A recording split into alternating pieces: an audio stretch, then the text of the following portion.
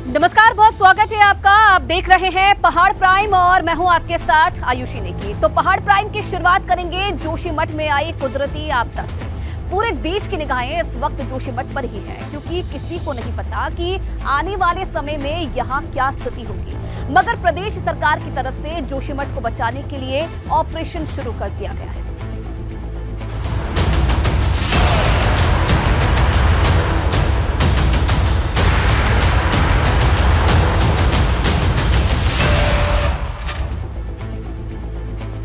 और जोशीमठ से ये बड़ी खबर आपको बता दें, जोशीमठ पहुंचे हैं मुख्यमंत्री पुष्कर सिंह धामी। राहत काम और पुनर्वास के लिए कमेटी बनाई है। सीएम ने ये जानकारी दी है। प्रभावित लोगों को सरकार ने अंतरिम राहत पहुंचाई है। अभी सिर्फ 2 होटलों को तोड़ने की कार्रवाई होगी।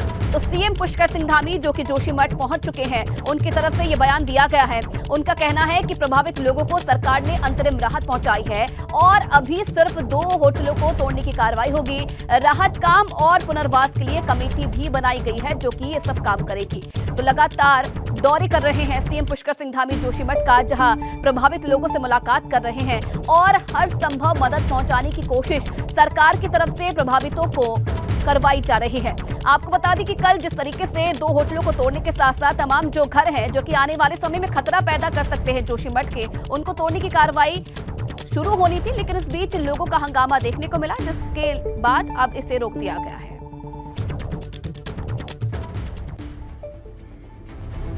तो जोशीमठ को बचाने के लिए धामी सरकार ने पूरी ताकत लगा दी है। जोशीमठ आपदा को लेकर मुख्यमंत्री के सचिव मीनाक्षी सुंदरम ने कई बड़ी बातें कही हैं।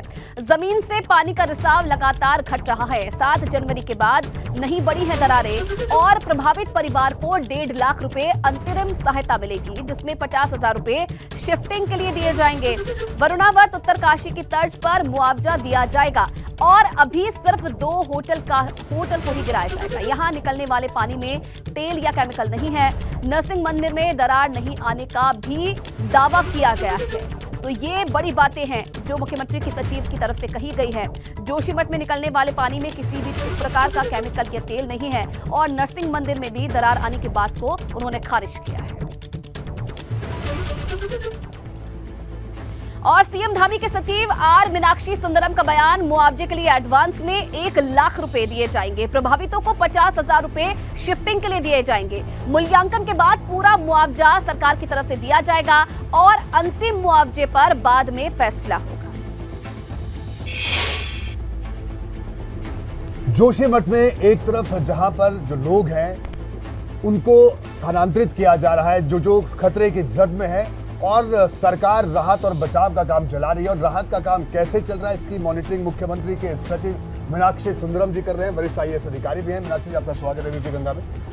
जी, आपसे ये जानना चाहेंगे कि जो अभी हम कई लोगों से भी मिलकर आए, जो राहत और बचाव का जो काम है, राहत का काम है, किस तरह से चल रहा है, क्योंकि लोगों को कह रहे हैं इस ठंड में काफ़ी मुश्किल भी आ रही है शिफ्ट करने में और तमाम चीज़ों में। जी, डेफिनेटली अगर टेम्परेरी शिफ्टिंग कराया जाता है तो उसमें घर जैसे सुविधाएं तो नहीं हो सकती है जी। उसकी वजह से लोगों को तकलीफ होती है, उसको हम समझते हैं जी। और इसीलिए आज एक निर्णय हुआ था कि हम लोग एक अंतरिम सहायता के रूप में 1.5 लाख रुपए उनको देने का जीवो हो गया है जी। ये जल्दी डिस्ट्रीब्यूट भी किया जाएगा। उससे लोग अपने मन से अगर अपने रिश्तेदार के यहाँ जाना चाहते हैं या कोई किराए के मकान में रहना चाहते हैं तो उनके पास पर्याप्त धनराशि अवेलेबल हो। जी, यानी 1.5 लाख रुपए सरकार हर परिवार को देगी। 1.5 लाख रुपए जो प्रभावित 723 परिवार हैं प्रत्येक परिवार को दे दी जाएगी। इसका ब्रेकअप भी मैं बता देता हूँ। इसमें 50,000 रुपये अनटाइड है, उसको किसी भी चीज़ के लिए अपने सामान को शिफ्टिंग करने के लिए खर्चा है या रेशन पानी का खर्चा है उसके लिए यूज़ कर सकते हैं। जो 1 लाख रुपए है वो एक तरफ से एडवांस है, जब बिल्डिंग का मुआवजा दिया जाएगा तो उसमें एडजस्ट कर दी जाएगी। जी, मीनाक्षी सुंदरम जी, जो बिल्डिंग का जो मुआवजे की जो बात है, तो ये जो मुआवजा है अभी किस तरह से इसका निर्धारण होगा, इसकी अभी नीति बन रही है या क्या है, क्योंकि लोगों के मन में कई शंकाएं हैं।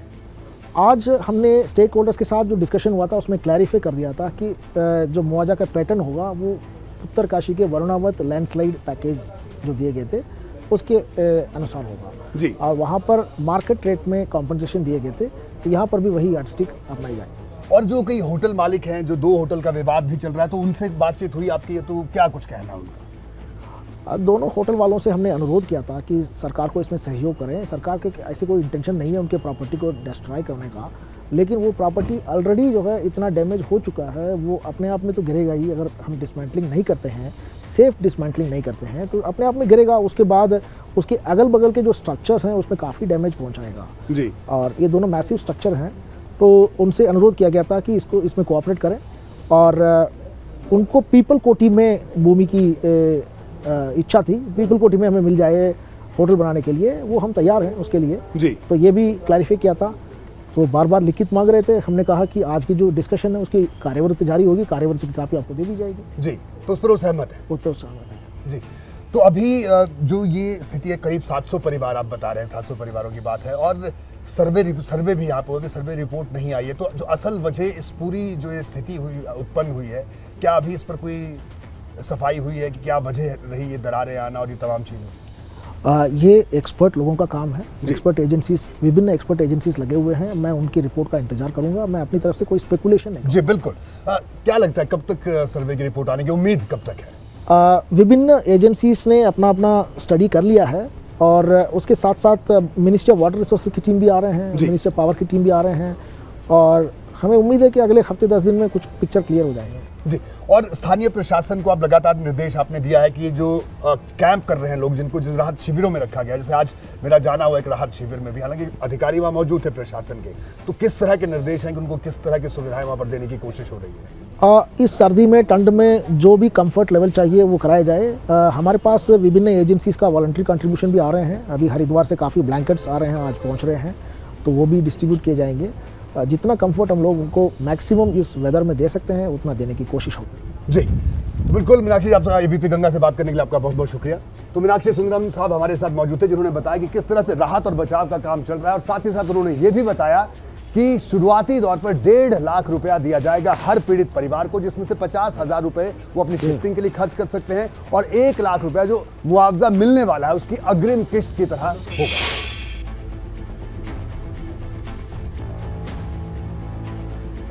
उधर जोशीमठ के हालात को लेकर आपदा प्रबंधन सचिव रंजीत सिन्हा ने प्रेस कॉन्फ्रेंस की। इस दौरान उन्होंने जोशीमठ में सरकार की तरफ से किए जा रहे कामों के बारे में भी जानकारी दी है। रंजीत सिन्हा ने कहा कि प्रदेश सरकार की तरफ से हर प्रभावित परिवार को 1.5 लाख रुपए आर्थिक मदद दी जा रही है, जिसमें 1 लाख रुपए मुआवजा राशि और 50,000 रुपए शिफ्टिंग के हैं। इसके साथ ही जोशीमठ में एनडीआरएफ के 40 जवान और पहुंच रहे हैं, जबकि 80 जवान पहले से ही मौजूद है। जमीन धंसने की वजह से 723 मकानों में दरार आई है, तो वहीं 4 वार्ड में स्थिति ज्यादा खराब है। जेपी कॉलोनी में पानी रिसाव भी पहले से कम हुआ है और इस दौरान सरकार ने 145 परिवारों का अस्थायी विस्थापन किया है, जिसमें 499 लोग शामिल हैं। प्रभावित परिवारों को 5-5 हजार रुपए राशन के लिए दिए गया है और ऐसे 73 परिवारों को फिलहाल ये राशि दी गई है। इसी के साथ साथ आपदा राहत कोष से जोशीमठ के लिए 11 करोड़ रुपए रिलीज किए जा चुके हैं। के कारण जो हाँ डेंजर उसके कारण लोगों को हटाए गए हैं, उसकी परिवारों की संख्या 145 है और जिसमें कि कुल अगर परिवार सदस्यों को मिलाते तो 499 लोग हैं जो अस्थायी रूप से चिन्हित राहत शिविर हैं जोशीमठ में। कक्ष है 344, क्षमता है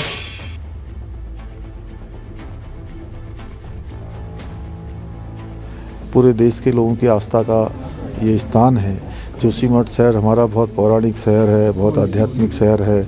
बगल में ओली भी है, ओली हमारे विंटर गेम्स अगले महीने होने हैं, तो सभी को यह भी ध्यान में रखना चाहिए कि चूँकि प्रत्येक वर्ष आपदा आती है और आपदा हमारे आना कोई अस्वाभाविक नहीं है, क्योंकि तमाम जगह पर इस प्रकार की बातें भी आ रही हैं कि पूरा उत्तराखंड आपदाग्रस्त हो गया है, उत्तराखंड डूब रहा है, जोशीमठ समाप्त होने वाला है। तो मैं सबसे कहना चाहूँगा कि इस प्रकार की बातों को आगे नहीं बढ़ाना चाहिए, क्योंकि हम चारधाम यात्रा पर, पर्यटन पर, यहाँ की अध्यात्म पर यात्रा करने वाले लोगों के कारण से पूरा राज्य हमारा आगे बढ़ता है। जोशीमठ के लोग हों या इस रूट पर पड़ने वाले लोग हैं, उन सभी की आजीविका इससे प्रभावित होती है।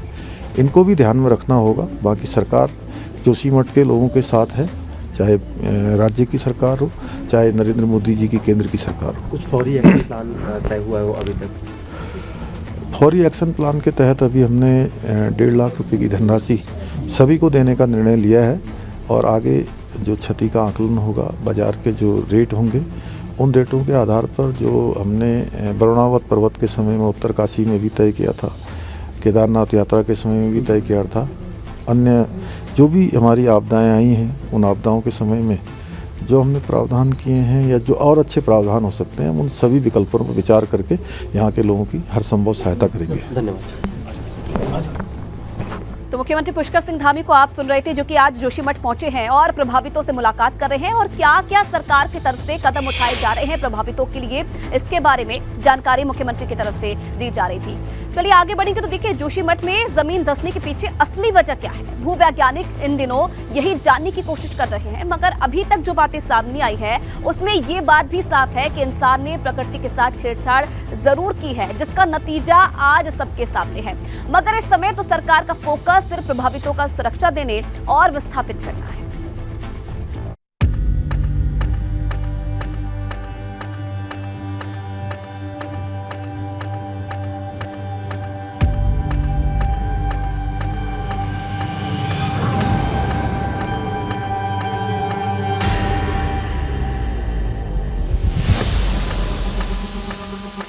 देवभूमि के इस सुंदर शहर जोशीमठ को आखिर किसकी नजर लग गई है?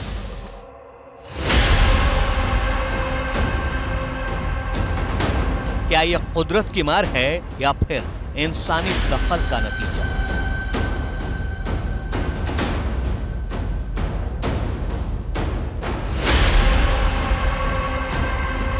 वैज्ञानिक भी इन दिनों इसी का कारण जानने की कोशिश कर रहे हैं। वैज्ञानिकों की माने तो जिस जगह पर जोशीमठ शहर बसा है वहां की मिट्टी बेहद कमजोर है, साथ ही वाटर ड्रेनेज सिस्टम भी सही नहीं है। जो restaurants and tourist lodge as well as houses constructions हुआ है इन स्लोप रीजन में, down the slope of Joshimath, उसमें फाउंडेशन उतना स्ट्रांग नहीं है। फाउंडेशन है ही नहीं, कुछ कुछ जगह पे प्रॉपर फाउंडेशन बिना ही वो खड़ा कर दिया। कुछ जगह में हमारा साइंटिस्ट ने भी ऑब्जर्व किया है, जो रोड में क्रैक डेवलप हुआ है उसका साइड में ही नया कंस्ट्रक्शन बना दिया, और साइड वाला मकान में भी थोड़ा दीवार में क्रैक है, फिर ये वाला हाउस में एक्सपेंड कर दिया। मगर सवाल यह है कि आखिरकार जोशीमठ शहर बचेगा कैसे? क्या इसके लिए सैकड़ों घरों की बलि चढ़ानी होगी या फिर कोई और रास्ता निकल जाएगा? अभी जो हम लोग का सर्वे चल रहा है, this are all not immediate solution. Immediate solution जो होना चाहिए था सरकार ने वो कर रहा है। फर्स्ट ऑफ ऑल जिस हाउसेस में आपका क्रैक डेवलप हुआ है वो हाउसेस को अबंडन करना चाहिए था, अबंडन हो रहा है।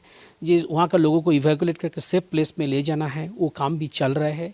एंड थर्ड इम्पॉर्टेंट चीज़ है, इस एरिया में किसी तरह से भी किसी construction developmental activities time being halt कर देना चाहिए, वो भी हुआ है।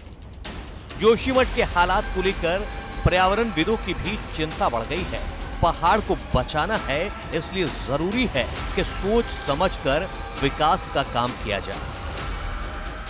अगर आप देखें तो ऐसा नहीं है कि ये खाली जोशीमठ है, कई जगहों में इस तरह की घटनाएं इसलिए भी आती हैं कि पहाड़ की जो संरचना है वो एक तरह से मलबे पर बसा है, पूरा हिमालय। तो अभी जो बड़ी आवश्यकता है, जो विशेषज्ञों को भी समझना चाहिए कि प्रकृति के विज्ञान को समझें, और प्रकृति के विज्ञान और हिमालय के विज्ञान पर आधारित ही हम ये तय करें कि हमारी कंस्ट्रक्शन, इंफ्रास्ट्रक्चर और डेवलपमेंट प्रोजेक्ट की तौर तरीके क्या होने चाहिए। जोशीमठ को लेकर सबसे ज्यादा सवाल एनटीपीसी की परियोजना को लेकर उठ रहे हैं। परियोजना की इसी सुरंग को इस तबाही का जिम्मेदार माना जा रहा है। एनटीपीसी के बारे में मैं बताना चाहती हूं कि मैंने खुद इस प्रोजेक्ट के खिलाफ एफिडेविट दिया है सुप्रीम कोर्ट में। वो दिया है 2017 में, जिस पर पर्यावरण मंत्रालय और ऊर्जा मंत्रालय ने सहमति नहीं दी, क्योंकि उन दोनों मंत्रालयों की सहमति चाहिए थी। मैंने कहा था ये प्रोजेक्ट इरिवर्सिबल लॉस है, अपूरणीय क्षति है, इसको रोक दीजिए।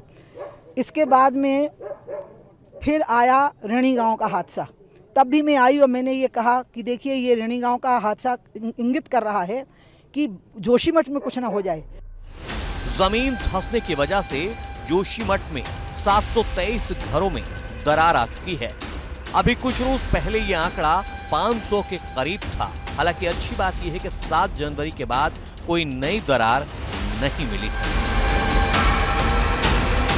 एबीपी गंगा के लिए जोशीमठ से रवि कैंतुरा के साथ देहरादून से पंकज राणा की रिपोर्ट।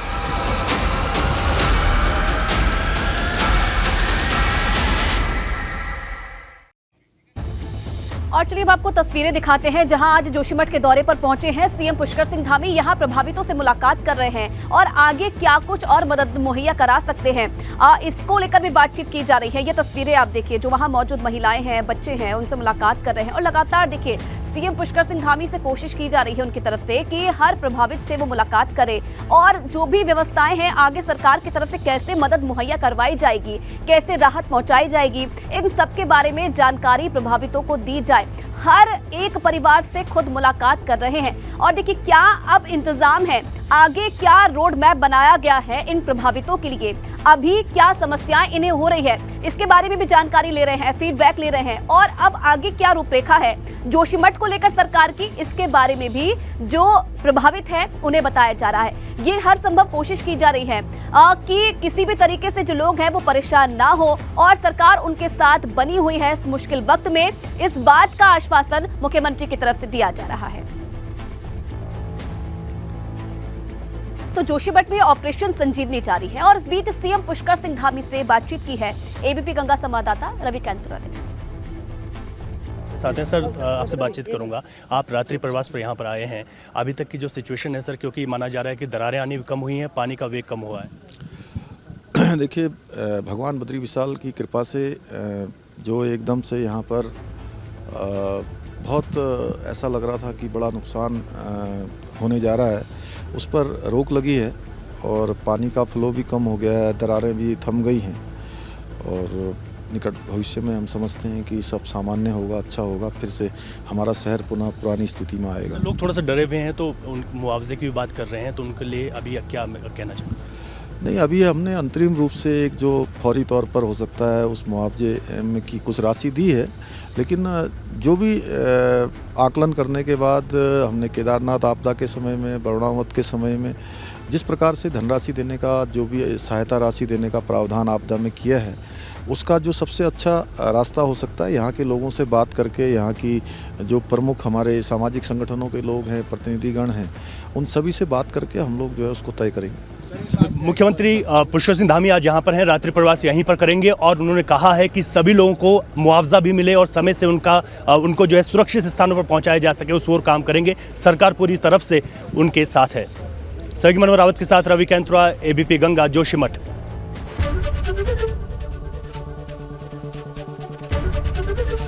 एबीपी गंगा, खबर आपकी, जुबान आपकी।